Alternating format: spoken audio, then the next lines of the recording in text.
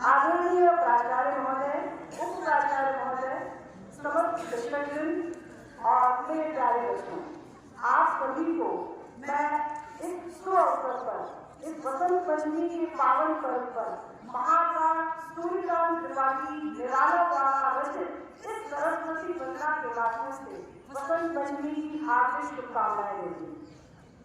ये जो सरस्वती वंदना है वो निराला जी द्वारा ही रचित है। बहुत कम लोगों को ज्ञात होगा, परंतु इतनी सुंदर वंदना माँ सरस्वती के एक साधक द्वारा ही रची जा सकती है।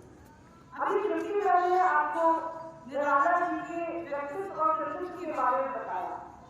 मैम की खासियत है कि उनकी स्मरण शक्ति बहुत अच्छी है और इतनी मार्मिक अभिव्यक्ति मैं देख रही थी कि प्रत्येक बच्चा बहुत ध्यान से सुन रहा था और मुझे लगता है गुना भी होगा कि इतने अभावों में, इतनी दरिद्रता में जीने वाला हिंदी का ये साहित्यकार हमें इतनी महान महान कृतियां देकर जाएगा।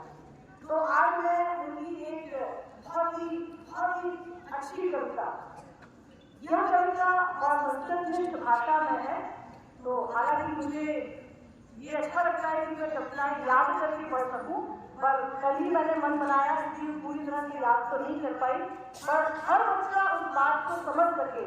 निराला जी ने इस कविता में जो भी कहा है आप उसे समझ सकें, इसलिए मैं इसे काव्यात्मक कथा के रूप में प्रस्तुत कर रही हूँ। बच्चों, एक सवाल है, आप सबको बचपन से क्या सुनना अच्छा लगता है? कहानी। इसलिए मैंने इस कविता को कहानी के साथ जोड़ दिया। मैं बीच बीच में आपको इसकी कहानी भी बताते जाऊंगी ताकि आप इस कविता को पूरी तरह से ग्रहण करें और मैं पूरी कोशिश करूंगी कि मैं आप तक अपने भाव संप्रेषित करूं।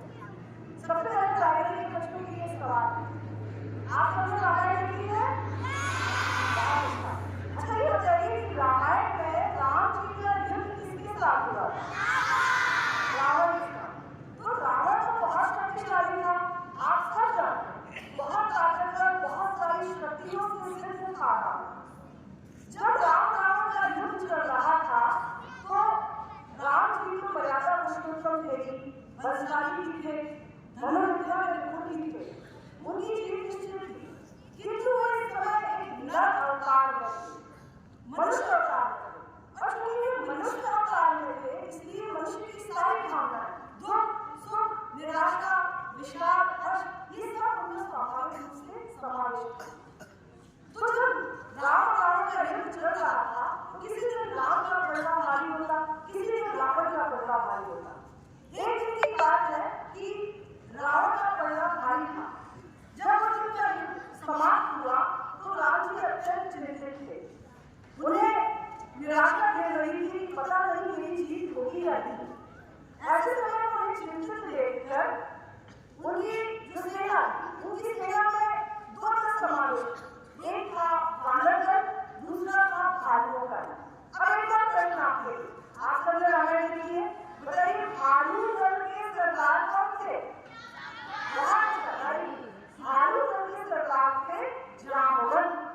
जामवंत बहुत वृद्ध थे, साथ ही में बहुत अनुभव भी था और हमें अनुभवी लोगों को अपने साथ रखना चाहिए, उनके अनुभव का हमें कहीं ना कहीं फायदा जरूर मिलता है। तो जब राम जी निराश हुए तो जामवंत जी ने उन्हें सलाह दी। उन्होंने कहा कि देखो, रावण बहुत शक्तिशाली तो है परंतु अधर्मी भी है, वो धर्म की राह पर नहीं चलता है, किंतु अधर्मी होने के बाद भी माँ शक्ति की उस पर कृपा है, माँ शक्ति उसके साथ है। तो तुम तो धर्म के मार्ग पर चलने वाले हो, मर्यादा पुरुषोत्तम हो, यदि तुम माँ शक्ति की आराधना करोगे तो तुम माँ शक्ति से अवश्य प्रसन्न होगी और तुम्हें विजय का वरदान देगी।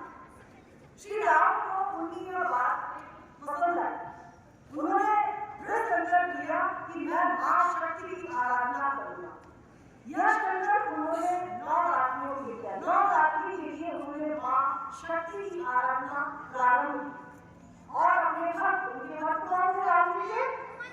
हनुमान जी को आदेश दिया गया कि वे देवी दर जाकर 108 इंद्रियों है कमल 108 इंद्रियों लेके आए और ये 108 इंद्रियों वे अपने प्रत्येक दिन की पूजा में उपासना में मां देवी को चढ़ाने वाले। बच्चों आपने सुना होगा कि हर कहानी सूर्यास्त के साथ प्रारंभ होती है, किंतु यह कहानी जब युद्ध समाप्त होता है सूर्यास्त के बाद युद्ध नहीं होता, उसके बाद प्रारंभ होती है। तो मैं यहाँ आपको कविता भी सुनाऊंगी, साथ में कहानी भी सुनाऊंगी। तो प्रसंग थोड़ा सा आपको समझा है, कविता का प्रसंग क्या है। जामवंत के लिए राम जी है और राम जी अपनी उपासना करने वाले हैं। हनुमान जी को आदेश दिया गया है कि वो 108 कमल पुष्प अर्थात इंद्रियों लेकर आए। अब यहाँ से कविता शुरू होती है। 9 रात्रियों का ये व्रत है, उपासना है और 8 दिन की साधना पूर्ण होती है। कविता का आनंद है, बड़ी सच्ची इस कविता का प्रयास होगी। 8वां दिवस मन ध्यान युक्त चढ़ता ऊपर, 8वां दिवस मन ध्यान युक्त चढ़ता ऊपर, कर गया अतिक्रम ब्रह्म हरिशंकर का स्तर।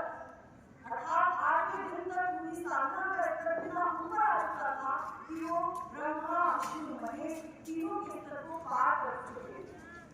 हो गया विचित्र ब्रह्मांड पूर्ण, हो गया विचित्र ब्रह्मांड पूर्ण, देवता ही सब हो गए दर्द जीवन के तप के समान, हो गए दर्द जीवन के तप के समान।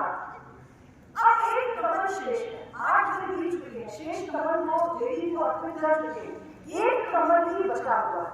वह एक कमल चढ़ाने के पश्चात श्री राम की उपासना पूर्ण हो जाएगी और उन्हें मां शक्ति का वरदान मिल जाएगा। किंतु मां शक्ति इतनी आसानी से वरदान नहीं देती। मां शक्ति ने सोचा कि इस साधन की परीक्षा लेनी चाहिए, ये जो साधना कर रहा है इसकी परीक्षा लेनी चाहिए। तो उन्होंने भी रात्रि के बीच में रह जाकर चुपचाप से राम जी का एक कमल उठा लिया। ये जो कविता है इसका शीर्षक है राम की शक्ति पूजा। निराला जी की कविता है, बहुत लंबी कविता है, किंतु ये अंतिम प्रश्न आपके मत प्रस्तुत कर देगी। तो माता ने एक कमल उठा लिया, कविता में रह गया एक इंद्रिय, रह गया एक इंद्रिय, मन देखता पार। राम जी का मन देख रहा है कि मुझे आशीर्वाद मिलने वाला। माता प्रार्थना करने को हुआ दुर्ग जो सहसा, वे सहसा को बोलने वाले ध्यान का एक चरण होता है सहसा। प्रार्थना करने को हुआ दुर्ग जो सहसा, द्विप्रहर रात्रि साकार हुई दुर्गा शंकर, द्विप्रहर रात्रि साकार हुई दुर्गा शंकर, हंस उठा ले गई पूजा का प्रिय इंद्रिय। क्योंकि मुझे परीक्षा नहीं राम जी, यह अंतिम जप ध्यान में देख के चरण राम जी का यह अंतिम जप है, वो अपने ध्यान में माता के श्री चरण देख रहे। यह अंतिम जप ध्यान में देख के चरण राम ने बताया कर लेने को नींद। राम जी ने साधना किया, आंखें बंद है, वे हाथ उठाते हैं कि नींद खबर हाथ में ले। राम ने बताया कर लेने को नींद करो, कुछ लगाना हाथ हुआ सहसा स्थिर मन चंचल। अभी तक जो उनका मन स्थिर था ध्यान में, वो अचानक चंचल हो गया कि खबर कहाँ गया। ध्यान की भूमि से उतरे, वो ध्यान में चढ़ चुके थे वहां से उतरे, खोले पलक बिंबर, उन्होंने अपने नेत्र खोले, देखा वह रिक्त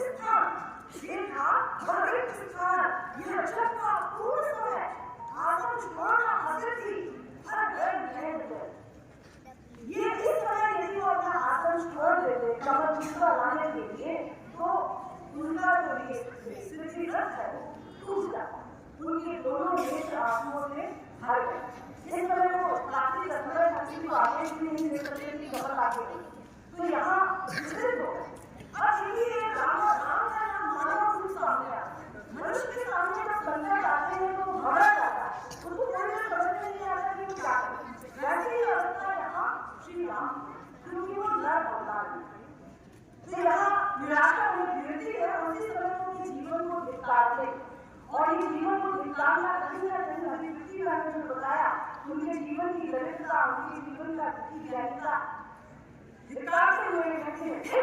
जीवन जो पाता ही आया हो, जीवन जो पाता ही आया हो, साधन जिसके लिए प्रदान किया हो, जान की खाए उद्धार किया का हो। यहाँ राम जी को लगता है कि जो मेरा राजभिषेक होने वाला था, विवाद हो गया, बनने आया, सीता का हरण हो गया। जितने प्रयास सीता को प्राप्त करने के लिए वहाँ ये विफल होने लगे। अब मुझे निराशा ये रही है कि अब मैं जानकी को मुक्ति कैसे दिलाऊंगा। ये मुक्ति कहीं ना कहीं भारत माता की मुक्ति से भी संबंधित है, ये बात दूसरे है। किंतु राम जी का एक और मन था जो छटा नहीं था। बच्चों आज सुनिए, इसके बाद मैं आपसे 3 प्रश्न पूछूंगी और 3 प्रश्नों के जवाब जो बच्चा देगा उसमें मैं अपनी तरफ से एक पुरस्कार दूंगी। ठीक है, ध्यान से सुनिए। तो हम सबके पास 2 प्रकार के मन होते हैं। एक होता है निराशा से युक्त, जो संकट से भरा जाता है, और एक होता है जो हमें मन प्रदान करता है। तो राम जी का एक और मन, वह एक और मन रहा, एक और मन रहा राम का जो न था, जो नहीं जानता दैन्य, जो नहीं जानता दैन्य, नहीं जानता विनय, कर गया भेदभाव माया पर प्राप्त कर जय, बुद्धि के दूर पहुंचा। ऐसे समय में हमें बुद्धि से काम लेना चाहिए, आनंद नहीं। तो यहाँ राम जी को नहीं कर बुद्धि के दूर पहुंचा, विद्युत गति अच्छे कर, विद्युत गति अच्छे कर, बिजली की गति से पहुंचा बुद्धि के दूर।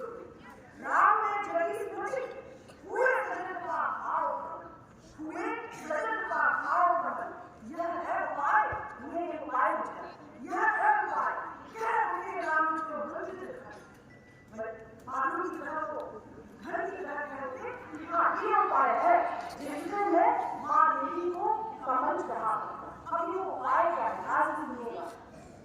यहाँ श्री राम का मन जो है वो बुद्धि से काम लेता है और उनको एक बात याद आती है कि, और इसी से वो अपनी साधना पूर्ण करने की कोशिश होती है। कहती थी माता मुझे सदा राजीव है, कहती थी माता मुझे सदा राजीव है, 2 नील कमल है शेष अभी, 2 नील कमल है शेष अभी, यह पृष्ठ पूरा करता हूँ देकर माता एक है। अब मुझे याद किया कि माता मुझे बचपन में राजीव में थे, मेरे जो नेत्र वो कमल से समान, तो क्यों ना मैं माता के चरणों में अपना पैर रखकर चलूं, वो भी तो कमल है। तो यहाँ देखिए साधना, ये बृहस्पति श्री राम का कि मैं अपने संकल्प को पूर्ण करने के लिए अपनी आंख की सहायता लेते कहना देखा तुरीर परमेश्वर रहा था, तुरीर अर्थात बाण, उनके तुरीर में तीर रखा हुआ था जिसका फलक चमक रहा था। कहना देखा तुरीर परमेश्वर रहा था, ले लिया हस्त, लग करता वह महाफल, उन्होंने हाथ में लिया, उसकी जो दिव्य दिव्यता को चमक रही, लग करता वह महाफल, ले अस्त्र बांध कर उन्होंने अपना जो तीर है वो बाएं हाथ में लिया, ले अस्त्र बांध कर दक्षिण लोचन, ले अस्त्र बांध कर दक्षिण लोचन, ले अर्पित करने को उद्यत हो गए।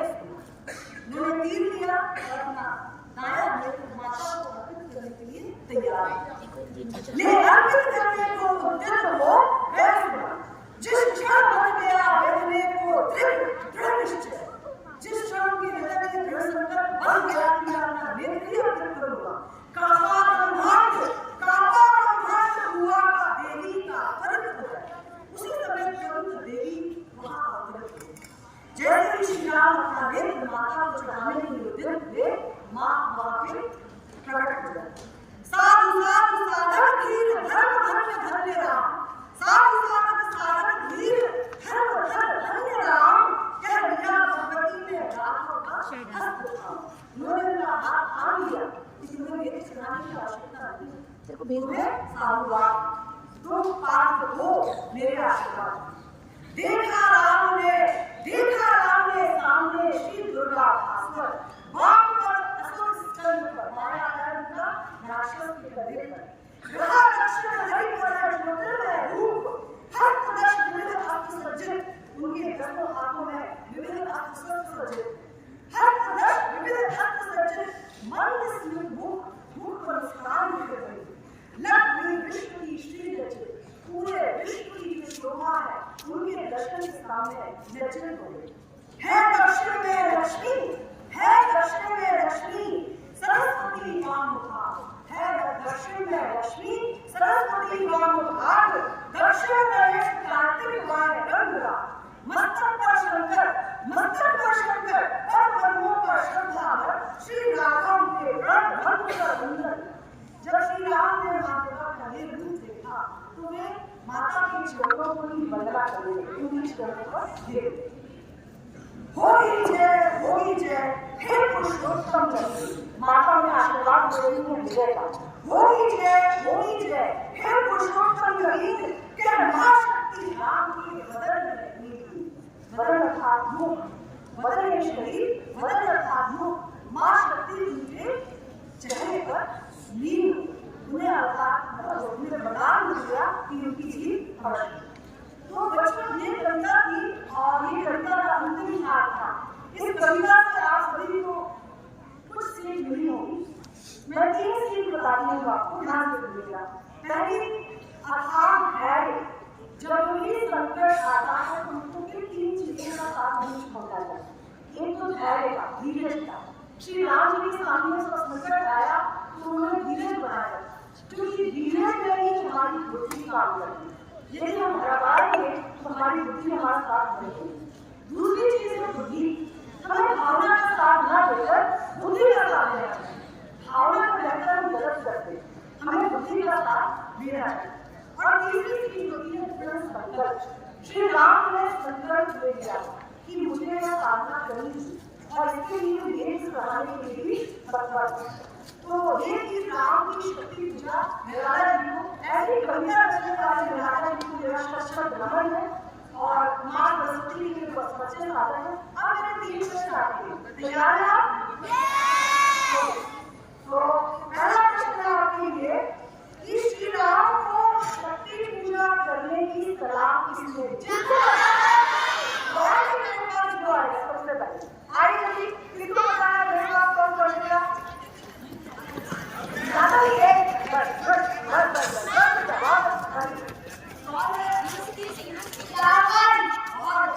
श्री राम को शक्ति पूजा की सलाह दी दूसरा प्रश्न है, कमल के लिए कवि निराला ने किस शब्द का प्रयोग किया है? कमल के लिए निराला जी ने हनुमान जी को क्या बोला गया था? 108 बताइए,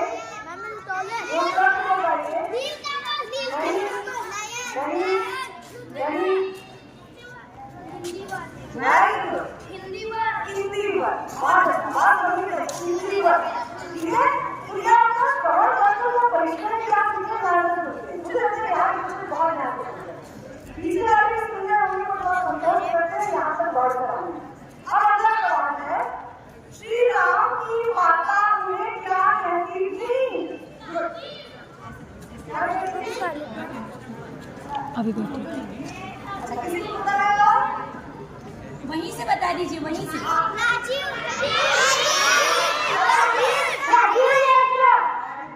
राजीव नयन। तो कमल जैसे मेरे राजीव नयन, ये 3 प्रश्न हमारे आपके विजेता हुए। उम्मीद है आपको आनंद आया। धन्यवाद।